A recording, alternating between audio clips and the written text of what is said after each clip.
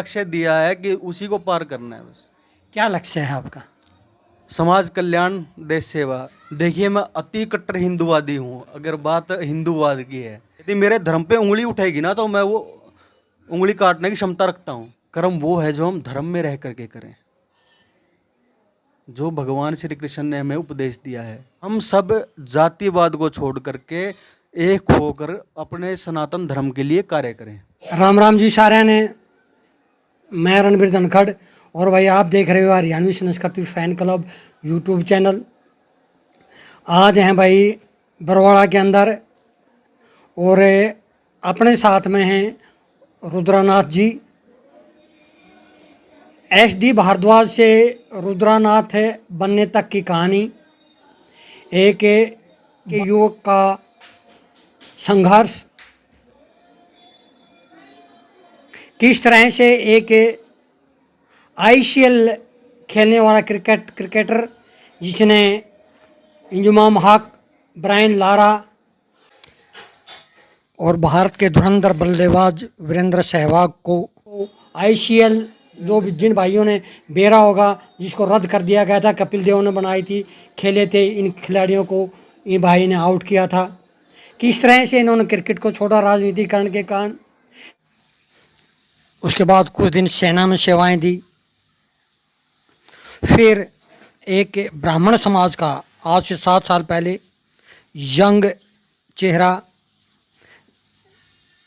जिसने ब्राह्मण समाज के लिए अपना बहुमूल्य समय दिया, योगदान दिया, SD भारद्वाज से कैसे रुद्रनाथ आज बन गए। राम राम सभी हरियाणा वासियों को और आपके चैनल से जुड़े हुए सभी दर्शकों को ओम नमो नारायण, जय श्री राम।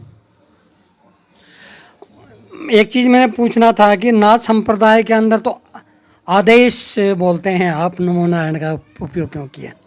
देखिए, नमो नारायण का उपयोग हरिहर, पहली बात तो ये एक भ्रांति है। हरिहर एक दूसरे से अलग नहीं है। आप शिव को ध्याओगे आपको हरि मिल जाएंगे, और आप हरि को ध्याओगे तो आपको शिव मिल जाएंगे। एक वो मोखरा वाली साधवी देखी थी मैंने, वो तो कोई भी अगर यूट्यूबर मेरा जैसा जाता था आदेश, और कोई भी और जो नाथ संप्रदाय से जुड़े हैं मैंने उन भाइयों को देखा, वो भी यही बोलते हैं कि आदेश, और आपने आदेश के बजाय। देखिए, मैं आदेश किसको बोलूँगा? या तो मेरे पंथ के हों या मेरे गुरु हों, ठीक है। आदेश मैं उनको करूँगा, या मेरी शक्तियाँ जिनको मैं मानता हूँ, आदेश मैं उनको लगाऊंगा। जो मेरे देशवासी हैं उनके लिए मैं जय श्री राम का नारा दूंगा, ओम नमो नारायण बोलूँगा, जय माता की बोलूँगा। मैंने आपके काफ़ी इंटरव्यू देखे हैं और मैंने आपके पास आने से पहले आपकी हिस्ट्री को मैंने खंगालने की कोशिश की थी।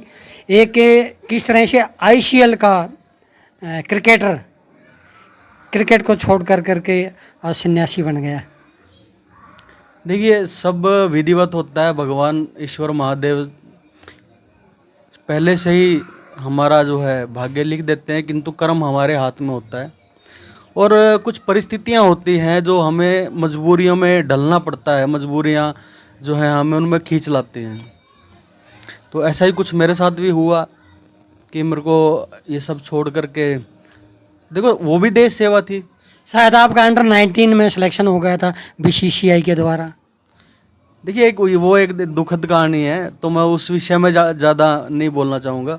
मैं अपनी साधना के बारे में या जो भी मैं आज हूँ। क्या सत्य है कि आपका अंडर-19 में सिलेक्शन हुआ था?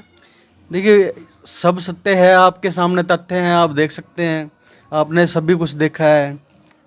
और अब उन चीज़ों का मैं जिक्र नहीं करना चाहता जो चुभन हो दिल में। एक ब्राह्मण समाज का एक उबलता हुआ चेहरा, जिसको अति जाति, एक जातिवादी होता है, एक बंदा होता है अति जातिवादी, जिसके अंदर के जातिवाद के कीटाणु फूट के भरे होते हैं। उसको सिर्फ एक अपनी जाति नज़र आती है, उसको समाज नज़र नहीं आता है। वो सिर्फ एक अपनी जाति के बारे में बोलता है। एक उबलता हुआ युवा चेहरा आज भगवान बाणे के अंदर बैठा हुआ है।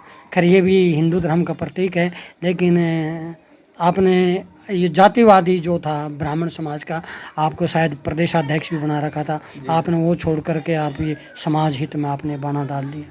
देखिए, 2015 में मेरे को राष्ट्रीय ब्राह्मण महासंघ का हरियाणा प्रदेश अध्यक्ष बनाया गया था, और मैंने अपने ब्राह्मण समाज की सेवा की। पहला आशीर्वाद मेरे को अपने ब्राह्मण समाज से ही मिला है। तो कुछ ऐसे लोग होते हैं, कुछ क्या कहूँ मैं, राजनीति को मैं जो है पूरी तरह से शुद्ध नहीं मानता। और जो अति जातिवादी हैं उनको?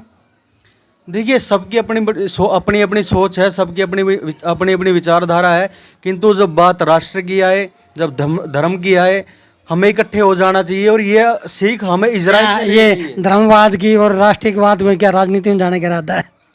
नहीं नहीं नहीं नहीं, राजनीति मैं पहले ही कई बार इंटरव्यू हुए हैं तो मैं मना कर चुका हूँ, मेरा राजनीति में जाने का कोई भी जो है मन नहीं है, किंतु मैं अपने राष्ट्र के लिए कार्य करता रहूँगा, चाहे मेरे को झुकाने की कोशिश की जाए, चाहे मेरे को दबाने की राजनीति आप मना करें। राजनीति की शुरुआत तो मैंने सुना आपने वाल्मीकि समाज की कोई पार्टी थी, उससे शुरुआत की थी। भारतीय सर्वोदय पार्टी में मैं जो है महासचिव के पद पे था, तो वो शुरुआत की बातें हैं, किंतु मैं अब तो आदमी शुरुआत होता है, बीच में विमुख हो जाता है, फिर आ जाता है। नहीं नहीं नहीं, ये कौन सा राजनीति चीज ही ऐसी है? तो जो गुरु ने लक्ष्य दिया है कि उसी को पार करना है बस।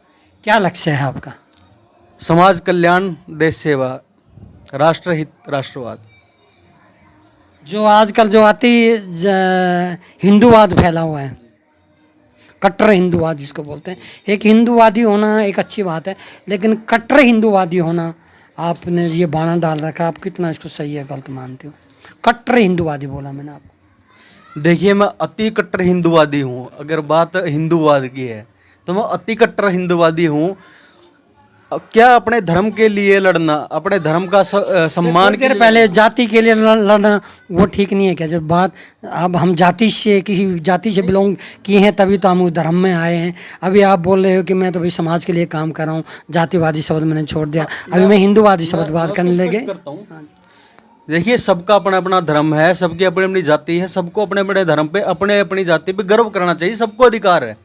किंतु इसका अर्थ ये तो नहीं है कि हम एक दूसरे की जाति या धर्म पे छींटाकशी करें। यदि मेरे धर्म पे उंगली उठेगी ना तो मैं वो उंगली काटने की क्षमता रखता हूँ।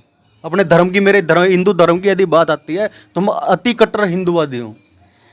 काफ़ी लोग इसी तरह से कट्टर हिंदूवाद की बात कर करके और भगवा बाणा पहन करके और राजनीति के अंदर उतर गई। क्या ये एक रास्ता है जाने का राजनीति में जाने का? अति होना। उदाहरण बहुत हैं ऐसे भगवा बाणा जिन्होंने कट्टर हिंदूवाद की बात की और राजनीति के अंदर आज उच्च पदों के ऊपर है। कहने में मेरे पास इस समय दो तो यूपी के मुख्यमंत्री रहे हैं, अरे एक हैं नहीं उत्तर प्रदेश के आप हैं जो अपने उत्तर प्रदेश की तो मैं बात करूंगा। हमारे हरियाणा में जो अनिल विज जी हैं, मैं उनका भी बहुत बड़ा सपोर्टर हूँ। उनके अंदर मेरे को जो है राष्ट्रवाद दिखता है, लोक सेवा दिखती है, उनका धरातल पे धरती पे काम दिखता है। वो कोई हवाई बातें नहीं करते। तो जो पार्टी या कोई संगठन मेरे देश के लिए काम करेगा, मेरे देश धर्म के लिए काम करेगा, मैं उसका समर्थन करूंगा और करता आया हूं और आगे भी करता रहूंगा। एक चीज़ मैंने आपसे पूछनी थी, जैसे अब जातिवाद की बात में हो रही थी, सोशल मीडिया पर जातिवाद बहुत ज़्यादा फैलाया जा रहा है, उसको आप कितना गलत मानते हैं? आप भी तो एक कट्टर ब्राह्मण रहे हैं, आप ये जो जातिवाद फैलाया जा रहा है अलग अलग जातियों में लेकर अपने अपनी जाति के पक्ष में लोग कट्टरवादी पोस्टें करते हैं, दूसरे की जाति को नीचा दिखा रहे हैं, आप उसको अपने हिंदुत्व के अंदर कहाँ देखते हैं? देखिए, जातिवाद हर धर्म में है, हर धर्म में है, किंतु हमारा हिंदू धर्म में ज़्यादा है। हिंदू धर्म का जो है, सिख धर्म में नहीं है, मुस्लिम धर्म में इतना नहीं है, हिंदू धर्म के अंदर बहुत जातिवादी। मैं सभी धर्मों की बात करता हूँ, किंतु हमारा दिखाया जाता है, उनके दिखाने का कलेजा नहीं है, उनके बारे में बोलने की हिम्मत नहीं है। हम में से निकले हैं सब, हम सब हिंदू हैं, हम सनातनी हैं, हम भारतीय हैं। हमें राष्ट्रवाद में एक होकर के और राष्ट्रवाद के लिए काम करना चाहिए। हम सब सनातन धर्म से निकले हुए हैं। आपने सनातन के बारे में अभी शब्द का इस्तेमाल किया, इसका आप शॉर्ट में इसका डेफिनेशन बताएंगे? सनातन पे बहुत रोड़ा मचा हुआ है। सनातन धर्म जो है ये खाली धर्म नहीं है, हम सनातन में जीते हैं और सनातन में ही मरते हैं। आपने शॉर्ट में पूछा, मैंने शॉर्ट में उत्तर दिया। हर व्यक्ति सनातन में पैदा होता है और सनातन में ही मरता है। चलो सर, ये तो हो गई राजनीति की बातें, आपके कैरियर की बातें। अभी आपका मुख्य उद्देश्य और आप पंथ के बारे में, आप कहाँ पे गद्दीशीन हैं और क्या क्या आपने, क्यों आप इस संप्रदाय के अंदर आए, वो चीज़ें थोड़ी विस्तार से आप हमारे दर्शकों को बता दें। देखिए, मैं क्यों आया इसके पीछे तो बहुत सारी कहानियाँ हैं, और मेरे परिवार से भी जो है ये पीढ़ी दर पीढ़ी चलता आया है। और पीढ़ी दर पीढ़ी तो मैं नहीं मानूंगा, आपकी माता जी दूसरे पंथ को मानते हैं, आप दूसरे को मानते हैं। फिर भी पीढ़ी दर पीढ़ी हो गया ना, पीढ़ी दर पीढ़ी तो चलता है। अब मेरी माता जी भगवान विष्णु को मानती है, मेरी आस्था भगवान शिव में है, क्या हम अलग अलग हो गए? हमारी आस्था तो नहीं, आप नाथ संप्रदाय से हैं ना, ये बोला मैंने। नहीं, देखो, नाथ संप्रदाय गुरु गोरखनाथ से संबंधित है। नाथ संप्रदाय केवल गुरु गोरखनाथ जी से नहीं है।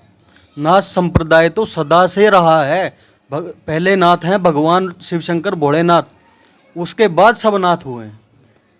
उसके बाद सब कुछ पहले जो हैं तपस्वी, पहले योगी, सबसे बड़ा परिवार भगवान शिव का है।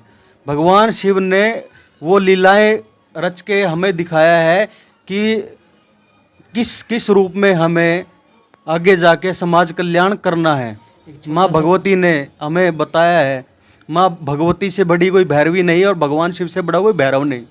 एक तीखा सा सवाल, आपकी माता जी हैं, वो भगवान विष्णु की पूजा करती हैं, आप शिव की पूजा करते हैं, आपके फिर ब्रह्मा की पूजा कौन करता है आपके परिवार में? देखिए, हम तो तीन तो देवता वहीं में अगर माना जाए तो सवाल तीखा जरूर है। नहीं। देखो, सनातन धर्म में जिन भी देवी देवताओं की पूजा होती है, हम सभी की पूजा करते हैं, सभी को मानते हैं, सबको हम हृदय में लेकर के चलते हैं। ऐसा नहीं है कि एकमात्र ब्रह्मा विष्णु महेश को ही हम मानते हैं या केवल हम उन्हीं का करते हैं। हम सभी देवी देवताओं को मानते हैं, हम माँ शक्ति को भी मानते हैं। सनातन धर्म में जिनकी पूजा होती है, सनातन धर्म में जिनकी भी आस्था जहाँ जहाँ जुड़ी हुई है, हम उन सबका सम्मान करते हैं। एक तीखा सवाल, शिव कुल या विष्णु कुल, आप इनको अलग अलग करके मत देखिए। अगर आप शिव के पीछे जाओगे तो भगवान विष्णु मिल जाएंगे, विष्णु के पीछे जाओगे तो आपको शिव मिल जाएंगे। आप माँ शक्ति की पूजा करो तो आपको भगवान शिव मिल जाएंगे। आप भगवान शिव की पूजा करो, माँ शक्ति अपने आप मिल जाएगी। एक तीखा सवाल और जी, एक पुरानी कहावत है हरियाणा के अंदर, घर का जोगी जोगना, बाहर का जोगी सिद्ध। आपके लाखों अनुयायी हैं, क्या इस बरवाड़ा एरिया में भी आपके अनुयायी हैं? सत्य है। देखिए, लाखों हजारों करोड़ों अनुयायी होने से कोई फर्क नहीं पड़ता। किसी के कम है, किसी के ज़्यादा है। फर्क कहाँ पड़ता है, मैं बताता हूँ आपको। फर्क यहाँ पड़ता है कि अपने सनातन धर्म के लिए हम कर्म कितना कर पा रहे हैं। कर्म क्या है? कर्म वो है जो हम धर्म में रह करके करें, जो भगवान श्री कृष्ण ने हमें उपदेश दिया है। कर्म वो है जो हमारे धर्म में रह करके किया जाए। तो क्या होता है, कई बार कहते हैं दिए नीचे अंधेरा। हम जैसे बड़े बड़े जो हमारे विद्वान हुए हैं, बड़े बड़े हमारे जो धर्म के तो उनके साथ भी यही हुआ है। वो जहाँ उनका जन्म स्थान है, उनको वो प्रसिद्धि वहाँ नहीं मिलती, किंतु बाहर के स्थानों पे उनकी प्रसिद्धि अलग से होती है। इसके पीछे के कारण बताता हूँ मैं। हम उदाहरण के तौर पे हम दो हैं, आप और मैं रोज़ाना मिलते हैं, तो हमारे लिए मुलाकात एक आम हो गई। धनखड़ एक उभरता हुआ और उभरा हुआ बहुत बड़ा चेहरा है, किंतु हम तो छोटा सा हूँ। नहीं। देखिए, हम आपके बारे आप में जैसों का प्यार आएगा तो नहीं, पूरे हरियाणा में जो है आपका मान सम्मान मिलता, हम देखते हैं, और आप इस योग्य हैं। तो यदि हम रोजाना मुलाकात करते हैं तो हम एक दूसरे, लेकिन आपकी तरह मेरे लाखों अनुयायी नहीं है, मेरे 2-4 जानने वाले हैं। आप एक महान विभूति हैं, ये सत्य है। आपके लाखों अनुयायी भी हैं, आपके समर्थक भी हैं, आपके सपोर्टर भी हैं। तो क्या होता है, एक तो होता है रोजाना मुलाकात करना, और एक होता है कभी कभी मुलाकात करना।